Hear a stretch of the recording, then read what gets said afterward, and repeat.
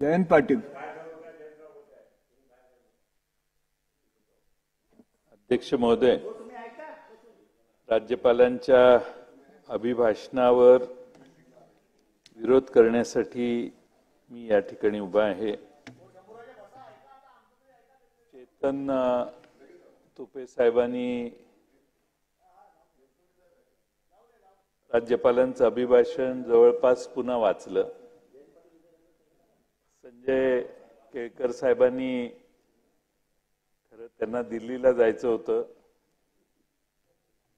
पण त्यांच्या मित्रपक्षांनी बळजबरी केल्यामुळे त्यांना नाईलाजाने पुन्हा एकदा कराड ठाण्याच्या किल्ल्याची व्यथा मांडण्याच्या पलीकडे काही करता येत नाही. आज जर तुम्ही दिल्लीला गेला असता तर मोदी साहेबांच्या समोर तुमचं भाषण ठाण्याच्या किल्ल्यासाठी झालं असतं. पण तुमच्यावर जो अन्याय चाललेला आहे त्याच्याबद्दल सहानुभूती व्यक्त करून मी माझे 2 शब्द या ठिकाणी मांडतो.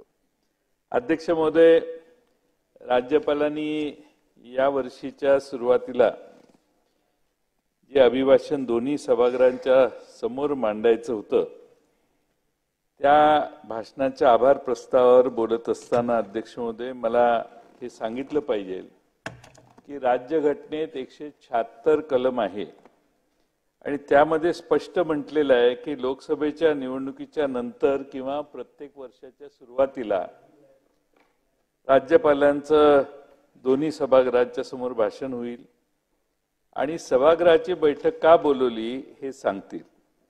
इंग्रजीमध्ये त्या बाबतीत असं वाक्य आहे की shall inform causes of its summons, म्हणजे दोन्ही सभागृहांना का बोलवले आहे हे सांगितलं जाईल. अध्यक्ष महोदय, राज्यपालांचं हे भाषण म्हणजे काय होतं तर अध्यक्ष महोदय, सरकारने काय केलं, काय करत आहे याचा डंका पिटवण्याच्या पलीकडं काही फार विशेष राज्यपालांच्या भाषणात आम्हाला काही दिसत नाही. आणि अध्यक्ष महोदय, त्यात आमच्या मते आम्ही हेच करतोय, आम्ही ते करतोय याच्या पलीकडं काही विशेष दिसलं नाही. अर्थात अध्यक्ष महोदय, राज्यघटनेमध्ये काय लिहिलंय आणि कलम 176 भारतीय राज्यघटनेत आहे त्याच्यासाठी आपण काय बोललं पाहिजे याचा आणि राज्यपालांच्या भाषणाचा आम्हाला कुठं संबंध दिसला नाही. अध्यक्ष महोदय, राज्यघटनेचं या लोकांचं काही देणं घेणं नाहीये. किंबहुना हे राज्यघटना बदलण्यासाठीच आम्हाला सत्ता पाहिजे अशी भाषणं मागच्या लोकसभेच्या निवडणुकीत यांनी केली. आणि अध्यक्ष महोदय, आज राज्यघटना बदलण्याची यांची भाषा काय आजची नाही.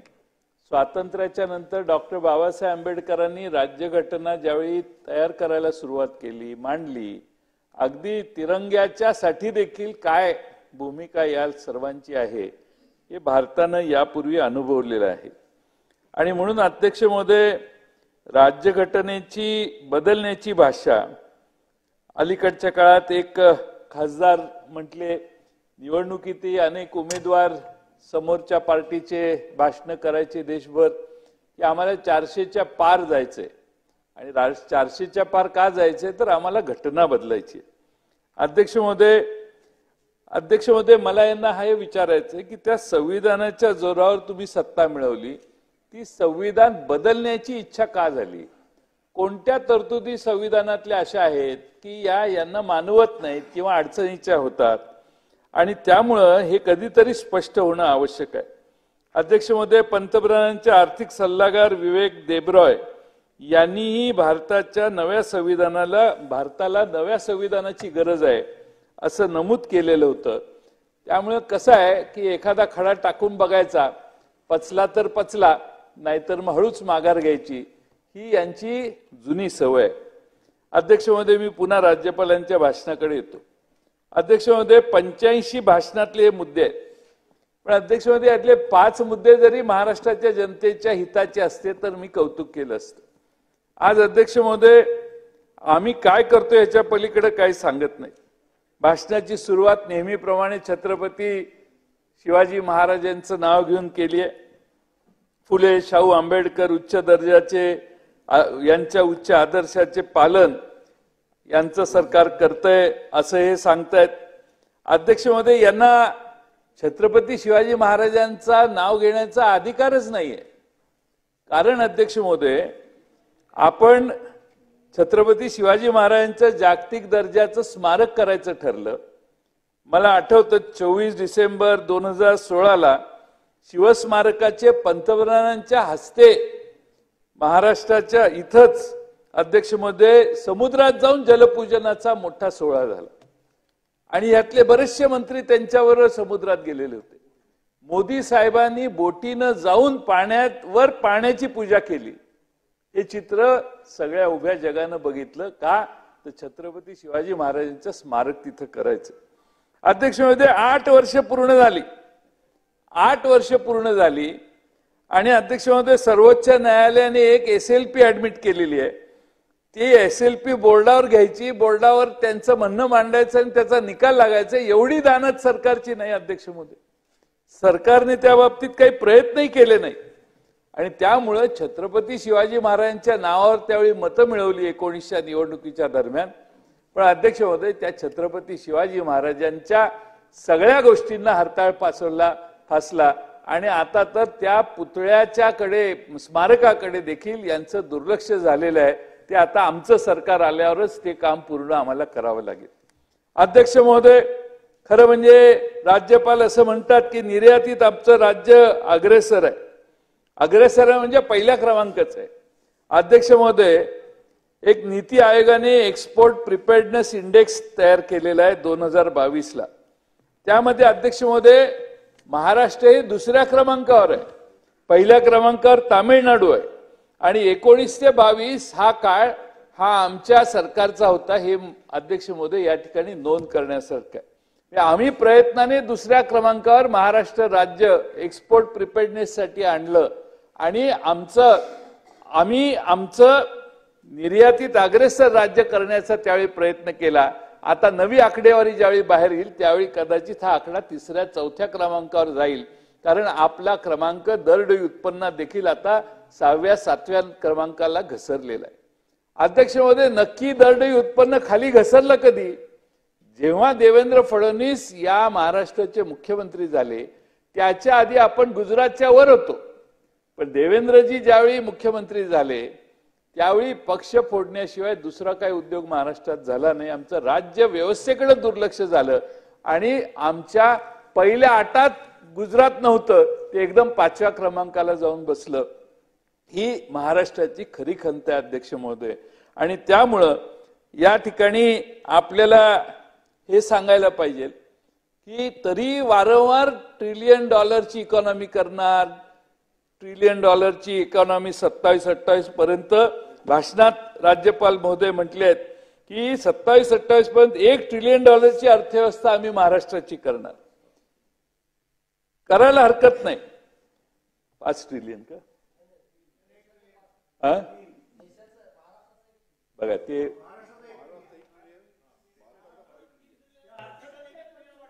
संजय बनसोडेंचं किती लक्ष आहे, ट्रिलियन कुणाचं? आपला 1 ट्रिलियन, त्यांचा 5 ट्रिलियन, म्हणजे महाराष्ट्राची इकॉनॉमी 1 ट्रिलियन होणार। आता 1 ट्रिलियन होण्यासाठी अध्यक्ष महोदय महत्वाकांक्षी लक्ष आहे असं राज्यपालच म्हणतायत। राज्यपालांच्या भाषणातच राज्यपाल म्हणतात महत्वाकांक्षी लक्ष आहे, म्हणजे अवघड आहे, डिफिकल्ट टार्गेट आहे, हे राज्यपालच म्हणतायत आणि त्यांनी ते कबूल केलेलं आहे।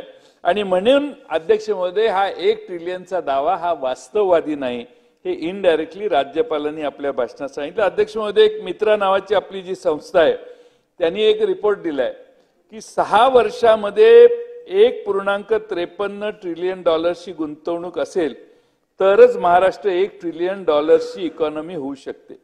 अध्यक्ष महोदय, महाराष्ट्राचा विकास जर 17% गेला पाहिजे तर आपण 1 ट्रिलियन पर्यंत 27-28 ला पोहोचू, नाहीतर तसं 32-34 साली काहीतरी पोहोचणारच आहे। काय ते थांबवत नाही कोणी, ते आपोआपच होत असतं।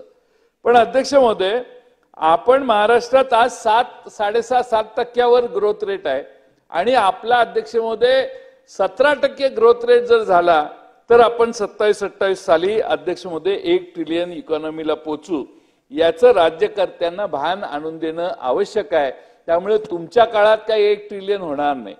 त्यामुळं सतत ते आम्ही 1 ट्रिलियन करणार वगैरे, आणि त्यासाठी काही प्रयत्नही होत नाहीत. त्यामुळं अध्यक्ष महोदय, माझी आपणाला विनंती आहे की वारंवार राज्यपालांच्या भाषणात असे मुद्दे घालून राज्यपालांची फसवणूक होते आणि त्यांनाही फार ऑकवर्ड करणं, मी त्यांना वाचतानाही थोडस ऑकवर्ड होत असेल की काय घातलंय आणि मी काय वाचतोय. आणि त्यामुळे अध्यक्ष महोदय, आज सध्याचे राज्यपाल फार चांगले आहेत, तुम्ही जाऊन त्यांना भेटा आणि 1 ट्रिलियनची चर्चा करा. नाही त्यांनी मी म्हंटल ते सांगितलं तर माझं नाव बदलतो मी. त्यांचंही मत हे आहे की क्या बोल रहे, कैसे लिखते क्या, लेकिन मुझे पढ़ना पड़ता है असं म्हणत असतील. म्हणतात असं मी म्हणत नाही. भविष्याने अंदाज आहे, अंदाज. अध्यक्ष महोदय, खरं म्हणजे एक इकॉनॉमी आपल्या, दुसरा मुद्दा काय आहे की 1 ट्रिलियन इकॉनॉमीच्या मागे का लागलाय. इथं कुपोषणाचे बळी जायला लागलेत, या ठिकाणी शेतकरी आत्महत्या करतायत, या ठिकाणी मुला मुलींच्या हाताला काम मिळावं म्हणून तुमच्याकडून काही होत नाही, आत्महत्याचं प्रमाण शेतकऱ्यांचं वाढतंय. पोटभर प्रत्येकाला अन्न मिळावं हे स्वप्न बाळगा ना. 1 ट्रिलियनच्या मागे कुणालाच माहित नाही सभागृहात 1 ट्रिलियन केव्हा होणार आणि काय होणार. तुमचं टार्गेट पाहिजे महाराष्ट्रात कुणाचाही कुपोषणात बळी जाऊ नये. आदिवासी भागात तुमचं टार्गेट पाहिजे की आमच्या महाराष्ट्रातल्या कुठल्याही शेतकऱ्याची आत्महत्या करावी लागेल अशी पाळी येणार नाही, हे तुमचं लक्ष पाहिजे. ते सारखं 1 ट्रिलियनच्या मागे लागलाय. मग आम्हाला एक सांगा की $1 ट्रिलियन इकॉनॉमी ज्यावेळी होईल त्यावेळी त्याचे लाभार्थी कोण असणार आहेत. जर महाराष्ट्रात बेकारी राहणार आहे, जर महाराष्ट्रात तरुणांचे प्रश्न राहणार आहेत, महाराष्ट्रातल्या सगळ्या आदिवासी घटकात कुपोषणाचे बळी जात आहेत, शेतकऱ्यांच्या आत्महत्या होत आहेत, गुन्हेगारीचं प्रमाण वाढतंय, तर मग अध्यक्ष महोदय $1 ट्रिलियन इकॉनॉमीचे लाभार्थी कोण असणार आहेत हे एकदा सांगा. मग काही ठराविक देशातले उद्योगपतीच जर लाभार्थी होणार असतील आणि त्यांच्या चाकरी त्यांच्यात पदरी जाऊन चाकरी करण्याची पाळी येणार असेल तर ती चाकरी तरी महाराष्ट्रातले बेकारी कमी करणारी असली पाहिजे. आणि त्यासाठी खरं म्हणजे एकदा महाराष्ट्राला तो प्रकाश टाकण्याचं काम आपण केलं पाहिजे. अध्यक्ष महोदय, 2024ला मुख्यमंत्री महोदय जानेवारी दावोसला गेलेले, तुम्ही गेला होता. तुम्ही त्यांना काय घेऊन जातात ते तुम्ही नाही गेला. दावोसला काही मुख्यमंत्री आणि मंत्री महोदय काही गेलेले होते. जयंतराव, विषयाच्या बाहेर जाऊ नका. विषयाच्या आतच आहे, पण दावोसचा उल्लेख केला. विषयाच्या बाहेर जातं मगासपासून. तुम्ही राज्यपालांच्या भाषणावरती या. अध्यक्ष महोदय, मी चौकशी करतोय त्या दोघातलं कोण गेलं. आता हे विषय दावोसला गेले मुख्यमंत्री तर ते खरं आहे गेले होते, त्यांच्यावर कोण गेलेलं हे माहित नव्हतं म्हणून चौकशी मी केली.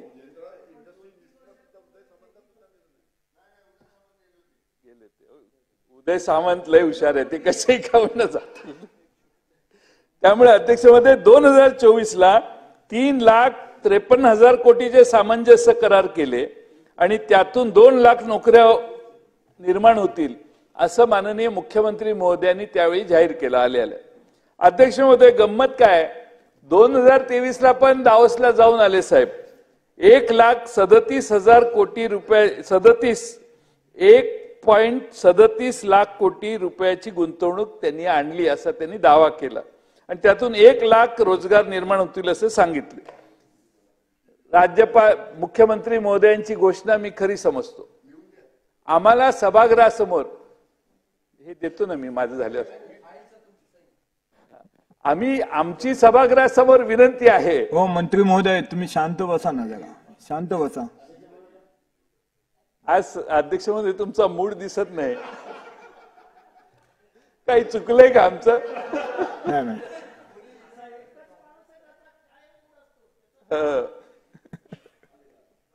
आणि म्हणून अध्यक्ष महोदय 1 लाख रोजगार निर्माण होतील म्हणून मुख्यमंत्र्यांनी घोषणा केलेली 23 साली. 24 साली घोषणा केली 2 लाख. 2 लाखाचं राहू दे, पण 1 लाख नोकऱ्या मिळतील. माझी सभागृहात मुख्यमंत्री महोदयांना विनंती आहे की त्या 1 लाख नोकऱ्या कुणाला मिळाल्या याची माहिती सभागृहाच्या पटलावर ठेवा. आता 23 साल 1.5 वर्ष झालं त्याला. त्यामुळं आता त्यांनी नोकऱ्या म्हणजे रोजगार मिळालाय म्हणून सांगितलं. नोकऱ्या शब्द आहे, नोकऱ्या. त्यामुळं नोकऱ्या कुणाला मिळाल्या ही 1,37,000 कोटीची गुंतवणूक महाराष्ट्रात आली. त्यात 1 लाख नोकऱ्या मिळतील सांगितलेलं. त्या 1 लाख नोकऱ्यांची नावं पटलावर ठेवावीत. काय 12 तारखेपर्यंत ठेवली तरी चालतील. पण अध्यक्ष महोदय खरं म्हणजे तशी परिस्थिती नाही. आता नवी घोषणा आहे 3,53,000 कोटीचे सामंजस्य करार केले आणि 2 लाख नोकऱ्या मिळतील म्हणून. ठीक आहे, पण सभागृहात खरी वस्तुस्थिती त्यांनी मांडावी अशी आमची त्यांना विनंती. आता जोरात भाषण करतील, जयंतराव तुम्हाला हे ते आमचं काही म्हणणं नाही. भाषणात उत्तर द्यायची गरज नाही. फक्त 1 लाख कुणाकुणाला नोकऱ्या लागल्या त्याची यादी पटलावर अध्यक्ष महोदय त्यांनी ठेवावी. अध्यक्ष महोदय रोजगार मेळावे बरेच व्हायला लागलेत. बारामतीला एक रोजगार मेळावा झाला, मुख्यमंत्री महोदय गेलेले.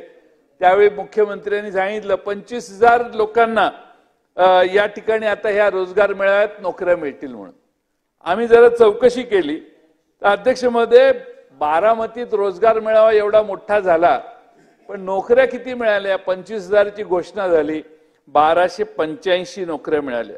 म्हणजे 10% देखील इंडियन एक्सप्रेसने लिहिलंय. हे इंडियन एक्सप्रेसने सर्वे केलेला आहे आणि 10% देखील नोकऱ्या मिळालेल्या नाहीत बारामतीच्या रोजगार मेळाव्याच्या नंतर. अध्यक्ष महोदय तुम्ही या ठिकाणी खरं म्हणजे नावाशेवाला आता सेतू बांधलेला आहे, नवा पूल, चांगला पूल झालाय. आमचे नाना पटोले तिकडे जाऊन आले, काही तडे वगैरे गेलेले आहेत रस्त्याला म्हणून. आणि त्यामुळे अध्यक्ष महोदय भाषणात उल्लेख आहे त्याचा, जागतिक दर्जाच्या रस्त्याला तडे का गेले, काय कारण, याची चौकशी अध्यक्ष महोदय झाली पाहिजे.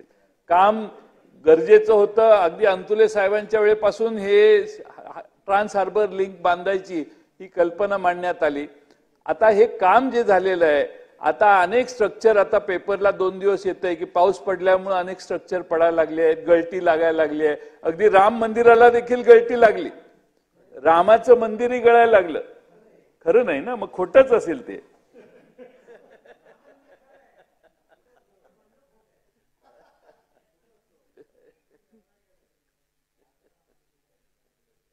अध्यक्ष महोदय नाही, राम आमच्या पार्टीत आलाय, मी सांगतो ना, त्याच्यावर येतो मी तो मुद्दा. हो, राम आमच्या पार्टीत आलेला आहे. आता अध्यक्ष महोदय लोकसभेची निवडणूक झाली, आता त्यांनी विषय काढला म्हणून सांगतो. अध्यक्ष महोदय 2019 साली नरेंद्र मोदींचं लीड त्यांच्या मतदारसंघात 4,79,000 होतं. अध्यक्ष महोदय या वर्षीचं लीड किती, ते घटलं आणि 1.5 लाखावर मोदी साहेबांचं लीड 1.5 लाखावर आलं. अध्यक्ष महोदय निवडणुकीचा मतितार्थ कळण्यासाठी एवढं पुरेसं आहे. मोदी साहेबांचं लीड 4-4.5 लाखावरून 1.5 लाखावर आलं. हे आपली त्यांच्यावर तुलनाच होऊ शकत नाही. मी जयंतराव मागासपासून मी सांगतो, विषयाच्या बाहेर जाऊ नका तुम्ही, मेहरबानी करा. अध्यक्ष महोदय मेहरबानी करा, मी अध्यक्षाच्या खुर्चीवर आहे, मेहरबानी करा, तुम्ही विषयाच्या बाहेर जाऊ नका. अध्यक्ष महोदय अभिभाषण म्हणजे महाराष्ट्राच्या सर्व परिस्थितीचा व्यापक आढावा. हा तुमचा जो विषय आहे, हे काय पुरवणी मागण्यावरच्या डिमांडवरचं भाषण नाही. तुम्हाला एवढंच सांगतो, याच्यावर हा जो विषय राज्यपालांच्या विषयामध्ये नाही म्हणून मी रेकॉर्डवरती काढून टाकतोय. आपण अध्यक्ष महोदय मला कोणत्या नियमाने हे सांगताय तेवढं सांगा. कोणत्या नियमाने तुम्ही माझं भाषण रिस्ट्रिक्ट करताय हे सांगा. राज्यपालांच्या भाषणामध्ये हा विषय नाहीये. कोणत्या निर्णयाने माझं भाषण रिस्ट्रिक्ट करताय हे मला सांगा. पण ह्या विषयामध्ये हा विषय नाहीच आहे. विषय काय आहे? विषय तुम्ही काही विषय घ्या आणि तुम्ही सांगत आपले मंत्री महोदय खाली बसून मला अध्यक्ष महोदय कोण अध्यक्ष महोदय मी कौतुक करतोय मोदी साहेबांचं, चिडू नका. मोदी साहेब निवडून आले हे सांगतोय. मोदी साहेब निवडून आले हेच सांगतोय. फक्त यावेळी तुम्ही शांत बसा, तुम्ही शांत बसा. याचं दुःख तुम्हाला सगळं आहे. जयंतराव मला विषयावरती या. विषयावरच येतो ना ते. त्यांना शांत करा. अरे बाबा अभिभाषणावर म्हणजे विषयावरती या. महाराष्ट्रावरच बोलतो मी. अध्यक्ष महोदय, काऊ सर यांचा जनाधार घटलेला आहे लोकसभेत आणि त्यामुळे जिथं जिथं रामाची तीर्थस्थानं आहेत तिथं सगळीकडे यांचा पराभव झाला. कुठेही राम यांच्या बरोबर राहिला नाही. राम आमच्या बरोबर आहे खरंच नाहीये. राम आमच्या बरोबर आहे आणि अयोध्येला देखील पराभव झाला. पण महाराष्ट्राच्या बाहेर जायचं नाही याचा आपला आदेश आहे म्हणून मी तो विषय तुमच्या आदेशाप्रमाणे राहतो. पण काळारामचं मंदिर जिथे आहे तिथंही पराभव झाला. त्यामुळे अध्यक्ष महोदय, मी आपल्याला एवढंच या ठिकाणी सांगतो की या ठिकाणी रामटेक असो नाही तर काळारामाचं मंदिर असो, अध्यक्ष महोदय यांचा जनाधार घसरला. आणि हे काय म्हणतात तर मुस्लिम आणि दलित समाजामध्ये खोटे कथानक पसरवल्यामुळं महाराष्ट्रात भाजपचा पराभव झाला. अध्यक्ष महोदय, मुस्लिम आणि दलित समाजाला तुम्ही काही दुधखोळ समजता काय? अध्यक्ष महोदय, कोणी येऊन काही बोललं की ते त्याच्यावर विश्वास ठेवतील का? मुस्लिम आणि दलित समाजाला स्वतःचा विचार करण्याची कुवत आहे, शक्ती आहे, बुद्धी आहे. ते कोणाचेही न ऐकता स्वतंत्र बुद्धीनं आजपर्यंत मतदान करत आलेले आहेत. आणि अध्यक्ष महोदय, या ठिकाणी खरं म्हणजे इंडिया आघाडीला जो विजय मिळालाय त्यात सगळ्यांनीच मतदान केले. पण सच्चा जो हिंदू आहे त्या बसल्यावर बोलू नये असा आदेश द्या. अध्यक्ष महोदय, मला संरक्षण द्या. अध्यक्ष महोदय, संरक्षण द्या. सच्चा अध्यक्ष महोदय, सच्चा जो हिंदू आहे त्या सच्च्या हिंदूंनी खऱ्या राम भक्तांनी इंडिया आघाडीला मतदान केलं. आणि त्यामुळे अध्यक्ष महोदय आम्ही जवळपास 30 पर्यंत गेलो, 31 पर्यंत गेलो. अध्यक्ष महोदय, अयोध्येमध्ये सुद्धा बाकीच्या आता काय महाराष्ट्राच्या बाहेर काय बोलायचं नाही. पण अध्यक्ष महोदय, का विरोध झाला? तरी महाराष्ट्राच्या बाहेर तुम्ही जाता, मगासपासून तुम्ही जाता, जाऊ नका म्हणून तुम्हाला विनंती करतोय मी. कुठेही जात नाही, फक्त अयोध्येला जातो. मला एक परवानगी द्या अयोध्येला जायची, बाकी कुठेही महाराष्ट्र सोडून जात नाही. अध्यक्ष महोदय, अयोध्येला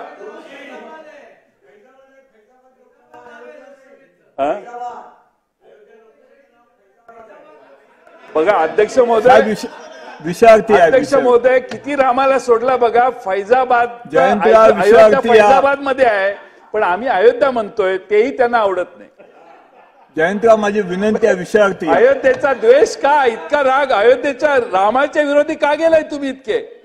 अध्यक्ष महोदय जाऊ दे. पण अध्यक्ष महोदय, खरं म्हणजे मी अध्यक्ष महोदय, पण ही नोटबंदीची शिक्षा आहे, चुकीच्या पद्धतीने कोरोना हाताळला याची शिक्षा आहे. 45 वर्षात जी महाराष्ट्रात आणि देशात प्रचंड बेरोजगारी वाढली त्याची शिक्षा आहे. आणि म्हणून अध्यक्ष महोदय, या महाराष्ट्राने आता निर्णय घेतलेला आहे की या विकासाच्या गप्पा मारणाऱ्या सरकारच्या विरोधात आपण मतदान करायचं. अध्यक्ष महोदय, मी या ठिकाणी आपल्याला एवढंच सांगेन की अध्यक्ष महोदय, पीएचडी बद्दल देखील मध्ये विधान केलेलं होतं. पीएचडी लावून काय दिवे लावणार आहेत. डॉक्टर बाबासाहेब आंबेडकर पण पीएचडी होते. अर्थमंत्री पहिले चिंतामणराव देशमुख देखील पीएचडी होते. आता अध्यक्ष महोदय, पीएचडीच्या मानधनासाठी या राज्यात आंदोलन चालू आहे. विद्यार्थी आंदोलन करतायत आणि फुलेवाडा ते विधान भवन असा लॉंग मार्च विद्यार्थ्यांनी काढलाय. अध्यक्ष महोदय, त्याच्याकडे देखील सरकारने लक्ष द्यावं. बरीच महामंडळ जाहीर केलेली आहेत, करतायत, रोज चालू आहे एक महामंडळ. आणि त्यामुळे अध्यक्ष महोदय, मोदी साहेबांचं धोरण काय आहे? मोदी साहेबांचं धोरण आहे की अध्यक्ष महोदय, जी महामंडळ पांढरी हत्ती झालेली आहेत ती बंद करायची आणि सरकारचे पैसे वाचवायचे, असं मोदी साहेबांचं धोरण आहे. पण हे मोदी साहेबांचं धोरण दुर्लक्षित करून रोज एक नवं महामंडळ जाहीर करायला लागलेत, हेही अतिशय गंभीर आहे. आणि जेवढे महामंडळ जास्त जाहीर कराल तेवढी महामंडळाचं महत्व डायल्यूट होतंय, हेही सरकारने लक्षात घेणं गरजेचं आहे. अध्यक्ष महोदय, आज या ठिकाणी आमचे सुधीर भाऊंनी घोषणा केलेली होती. डिसेंबर 22 मध्ये सुधीर भाऊ म्हटले की आम्ही 23चा राज्याभिषेक सोहळ्याच्या आधी छत्रपती शिवाजी महाराजांची वाघनखं आणि तलवार भारतात आणू. आता 2024चा राज्याभिषेक सोहळाही होऊन गेला, पण अध्यक्ष महोदय अजून वाघनखे आणि जगदंबा तलवार भारतात आलेली नाही. 2023च्या राज्यपाल भाषणामध्ये देखील त्याचा उल्लेख होता. आता 24च्या राज्यपालांच्या भाषणात देखील उल्लेख आहे. राज्यपालांना किती ऑकवर्ड करायचे, ह्याला काहीतरी मर्यादा ठेवा. ही काय वाघनखं येत नाहीत, तलवार काय जगदंबा तलवार येत नाही. आणि अध्यक्ष महोदय, त्यामुळं शिवाजी महाराजांचं स्मारकही तुम्ही करत नाही, त्यांच्या वस्तू इंग्लंडला अडकलेल्या त्याही परत आणू शकत नाही. आणि म्हणून छत्रपती शिवाजी महाराजांचं नाव घेऊन आता मतं मागायचा तुम्हाला कोणताही अधिकार राहिलेला नाही. अध्यक्ष महोदय, मराठवाड्यात 46,000 कोटी रुपयाची घोषणा केली. 46,000 कोटी रुपये राज्यपालांच्या अभिभाषणात. मराठवाडा वॉटर ग्रीडची आपण चर्चा करतोय, पण त्याच्यासाठी काही पावलं पडत नाहीत.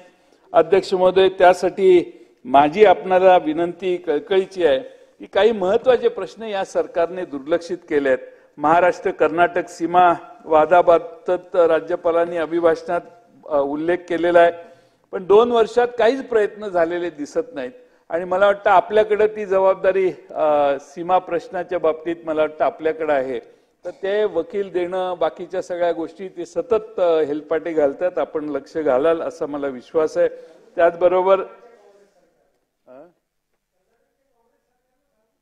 एक काळ असा होता की दोन्हीकडे भाजपचं सरकार होतं, तेव्हाही तो मी प्रश्न सोडवला नाही. भातखळकरांच्या नेतृत्वाखाली आम्हाला जायचं असेल तर तुम्हाला का अडचण काय? जयंतराव जी सर, 40 सदस्य आहेत, मेहरबानी करा. लगेच करतो.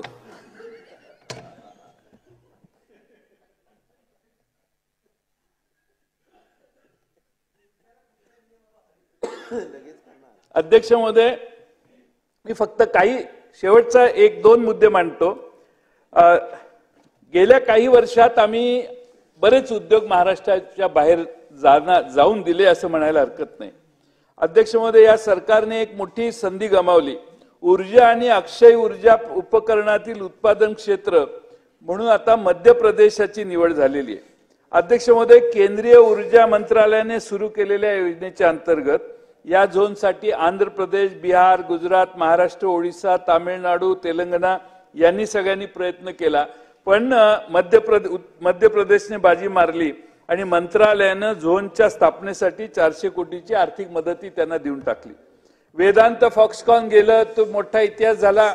त्या वेदांत फॉक्सकॉनच्या मालकाला मुख्यमंत्री, उपमुख्यमंत्री, उद्योग मंत्री कोणी जाऊन भेटलं नाही. अध्यक्ष महोदय, आणखीन एक महत्वाचा मुद्दा आहे, तो म्हणजे बल्क ड्रग पार्क. आपण अध्यक्ष महोदय राज्यपालांच्या अभिभाषणात, शंभूराजे, राज्यपालांच्या अभिभाषणात राज्यपालांनी या प्रकल्पासाठी रायगड जिल्ह्यातील दिघी येथे 1000 एकर जमीन संपादित केली आहे. यातून 2200 रोजगार उपलब्ध होणार असा घोषणा राज्यपालांच्या अभिभाषणात आहे. पण अध्यक्ष महोदय, हा प्रकल्प कधीच राज्याच्या बाहेर निघून गेला. बल्क ड्रग पार्क आता गुजरातमध्ये भरूचला उभा केला जाणार आहे. अध्यक्ष महोदय, 3000 कोटी रुपयाच्या प्रकल्पात 51,000 नोकऱ्या निर्माण करण्याची क्षमता होती, पण हाही प्रकल्प महाराष्ट्राच्या बाहेर गेला. आणि त्यामुळे अध्यक्ष महोदय, हा प्रकल्प फार्मास्युटिकल क्षेत्रासाठी अत्यंत महत्वाचा होता. आपलं एक पाऊल मागे गेलं. अध्यक्ष महोदय, वैद्यकीय उपकरण पार्क प्रकल्प सप्टेंबरच्या शेवटच्या आठवड्यात मेडिकल डिव्हाइस पार्क प्रकल्प रद्द करण्यात आला. महाराष्ट्रात 424 कोटीची गुंतवणूक होणार होती. 3-3.5 हजार लोकांना नोकरी मिळाली असती. महाराष्ट्रातील प्रकल्पाला मंजुरी मिळाली नाही. पण दुसरीकडे तामिळनाडू, उत्तर प्रदेश, मध्य प्रदेश, हिमाचल प्रदेशात मेडिकल डिव्हाइस पार्क प्रकल्पांना मंजुरी देण्यात आली. तत्कालीन महाविकास आघाडी सरकारने ऑक्टोबर 20 मध्ये विशेष सवलती देऊन यास मान्यता दिली होती. यांच्या काळात तोही प्रकल्प गेला. टाटा एअरबस प्रकल्प देखील 22,000 कोटी रुपयाचा अधिकाऱ्यांच्या त्यातनं 15-20 हजार नोकऱ्या मिळाल्या असत्या तर अध्यक्ष महोदय तोही प्रकल्प आता गुजरातमध्ये गेला. सॅफ्रॉनचा MRO प्रकल्प एक मोठा प्रकल्प तेलंगणातील हैदराबाद मध्ये गेला. विदेशी विमान कंपन्यांसाठी 1234 कोटी रुपयाचे देखभाल दुरुस्ती आणि ओव्हरऑलिंग सुविधा एका फ्रेंच बहुराष्ट्रीय कंपनीने सॅफ्रॉन ग्रुपने प्रस्तावित केली होती. तो प्रकल्प नागपूरहून हैदराबादमध्ये हलवण्यात आला. भूसंपादनाला झालेल्या विलंबामुळे हा प्रकल्प रखडला होता. 1115 कोटीच्या सुरुवातीच्या गुंतवणुकीने हा प्रकल्प अध्यक्ष महोदय शेजारच्या राज्यात गेला. अध्यक्ष महोदय यांचं लक्षच नाही राज्याकडे. यांचं लक्ष मोठे मोठे टेंडर काढायचे, मोठमोठ्या रस्त्यांच्या घोषणा करायच्या, मोठमोठ्या प्रोजेक्टच्या घोषणा करायच्या आणि बांधकाम खात्यात आज 64,000 कोटी रुपये अध्यक्ष महोदय पेमेंट बाकी आहे, बिल द्यायची आहे त्यांना, तरी इकडे मोठ्या घोषणांचा पाऊस चालू आहे. आणि म्हणून अध्यक्ष महोदय मी या निमित्तानं आपल्याला नम्रतापूर्वक सांगतो की महाराष्ट्राची अधोगती व्हायला लागलेली आहे. आता लगेच तुम्ही म्हणाल महाराष्ट्राची बदनामी करताय, कागदोपत्री अधोगती चालू आहे आणि त्यामुळं मी तुम्हाला ते जाणीवपूर्वक सांगायचा प्रयत्न करतोय. अध्यक्ष महोदय, या सरकारमध्ये मांडण्यात आलेले हे राज्यपालांनी जे मुद्दे मांडलेले आहेत त्यांच्या भाषणामध्ये, त्या सर्व भाषणाच्या मुद्द्यांना मी या ठिकाणी यासाठी विरोध करतो कारण राज्यपालांचं भाषण हे महाराष्ट्रातल्या जनतेला न्याय देणारं नाही, शेतकऱ्यांच्याकडे दुर्लक्ष करणार आहे, शेतमजुरांकडे दुर्लक्ष करणार आहे. आता सगळं गेलंय. जो बूंद से गई वो हौद से गई वो बूंद से नहीं आती, अशी जी बूंद से गई वो हौद से नहीं आती, तसं हौद काल उघडा केलेला आहे. बऱ्याच गोष्टी जाहीर केलेल्या आहेत. पण अध्यक्ष महोदय, ज्यांचं आयुष्यच सरकारचं 2.5 महिन्याचं आहे उरलेल्या काळात, त्यांच्या आश्वासनावर महाराष्ट्र विश्वास ठेवणार नाही आणि म्हणून राज्यपालांच्या अभिभाषणाला मी विरोध करतो. राज्यपालांचं अभिभाषण हे ऐकत असताना मी शेवटची एकच खंत व्यक्त करतो की संजय आमचे केळकर किंवा अतुलजी आमचे बसलेले आहेत, आमचे सागरजी आहेत, अध्यक्ष महोदय, ही खरी भारतीय जनता पक्षाची माणसं, ही निष्ठावंत माणसं, यांनी आयुष्य त्यांचं भारतीय जनता पक्षाच्या विचारांसाठी वेचलं. नाही, ते थोडी भाजपचे आहेत, तुम्ही तिघ भाजपचे, तुम्ही एवढ्या निष्ठेनं भाजपमध्ये राहिला, ते सगळीकडे फिरून आलेले. जयंतराव, मी आता अध्यक्ष खुर्चीवर बसला म्हणून मी काय उत्तर सांगू शकत नाही. आपण बोलायचंच नाही साहेब, मेहरबानी करा. शेवटचा मुद्दा, अध्यक्षाच्या खुर्चीवर बसला म्हणून काही गोष्टी मी सांगू शकत नाही, एवढंच सांगतो. बोलायचंच नाही तिथं, ती जागा न बोलण्यासाठी. मी ज्या काही गोष्टी सांगेन ना तर तुम्ही म्हणाल कोणतं तुम्ही जे निर्णय घेताय ते योग्य घेतो म्हणून हे सांगतो. खाजगी चर्चा झाली ना, मी अध्यक्षाच्या खुर्चीवर म्हणून जास्त काय बोलत नाही. तुमच्या सगळ्या परिस्थितीची, वस्तुस्थितीची मला जाणीव आहे म्हणून मी काय बोलतोय का, मी ह्या तिघांवर बोलतोय. हे निष्ठावंत भारतीय जनता पक्षाचे कार्यकर्ते, सहकारी, लहानपणापासून या विचारावर वाढलेले श्रद्धेने, त्यांना इकडे बसून हे नवे पाहुणे इथे येऊन बसलेले आहेत, हे कोपऱ्यात आणि हे इकडं. त्यामुळे हे पाहुणे ते जाऊन परत आलेले, परत गेलेले आहेत. त्यामुळे हे सगळे अध्यक्ष महोदय, ही जी खंत आहे महाराष्ट्रातल्या भारतीय जनता पक्षाच्या निष्ठावंत कार्यकर्त्यांची, त्याच्यामुळे लोकसभेची परिस्थिती अशी झाली आहे आणि विधानसभेत यांचा पराभव होईल आणि भारतीय जनता पक्ष खरा जो आहे तो शिल्लक राहील अशी माझी अपेक्षा आहे. सन्माननीय सदस्य सुनील प्रभू.